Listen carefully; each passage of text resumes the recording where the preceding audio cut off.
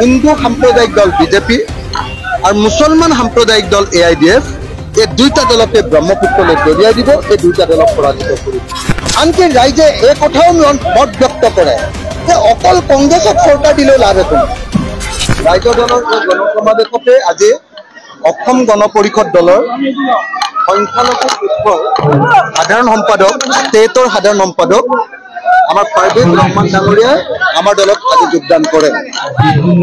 আজি হাজাৰ হাজাৰ ৰাইজে, সংখ্যালঘু ৰাইজে, হাজাৰ হাজাৰ সংখ্যালঘু ৰাইজে আজি সংকল্প গ্ৰহণ কৰে যে 2026 চনত হিন্দু সাম্প্ৰদায়িক দল বিজেপি আৰু মুছলমান সাম্প্ৰদায়িক দল AIDF এই দুইটা দলকে ব্ৰহ্মপুত্ৰলৈ দলিয়াই দিব, এই দুইটা দলক পৰাজিত কৰিব।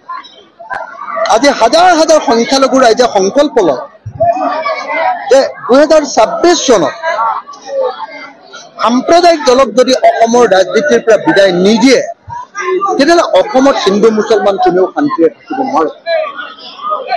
অসমৰ মানুহৰ মৌলিক সমস্যাবিলাকৰ কোনো সমাধান নহয়। আনকি ৰাইজে এই কথাও মত ব্যক্ত কৰে যে অকল কংগ্ৰেছক চৰকাৰ দিলেও লাভ একো নাই।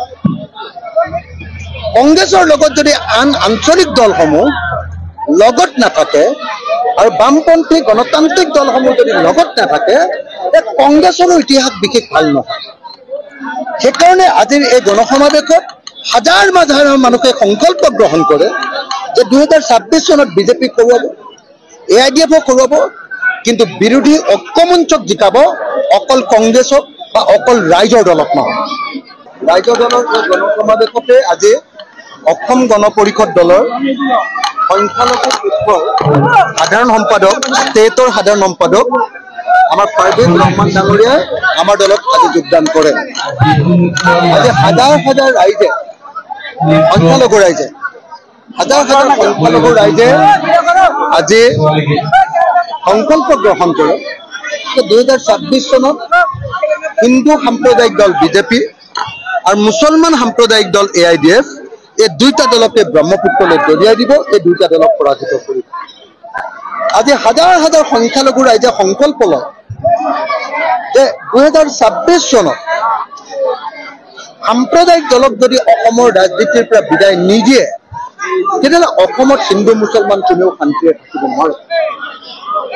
অসমৰ মানুহৰ মৌলিক সমস্যাবিলাকৰ কোনো সমাধান নহয়। আনকি ৰাইজে এই কথাও মত ব্যক্ত কৰে যে অকল কংগ্ৰেছক চৰকাৰ দিলেও লাভ একো নাই। কংগ্ৰেছৰ লগত যদি আন আঞ্চলিক দলসমূহ লগত নাথাকে আৰু বামপন্থী গণতান্ত্ৰিক দলসমূহ যদি লগত নাথাকে কংগ্ৰেছৰো ইতিহাস বিশেষ ভাল নহয়। সেইকাৰণে আজিৰ এই গণসমাৱেশত হাজাৰ হাজাৰ মানুহে সংকল্প গ্ৰহণ কৰে যে 2026 চনত বিজেপিক কৰোৱাব, AIDFক কৰোৱাব, কিন্তু বিৰোধী ঐক্যমঞ্চক জিকাব অকল কংগ্ৰেছক বা অকল ৰাইজৰ দলক নহয়।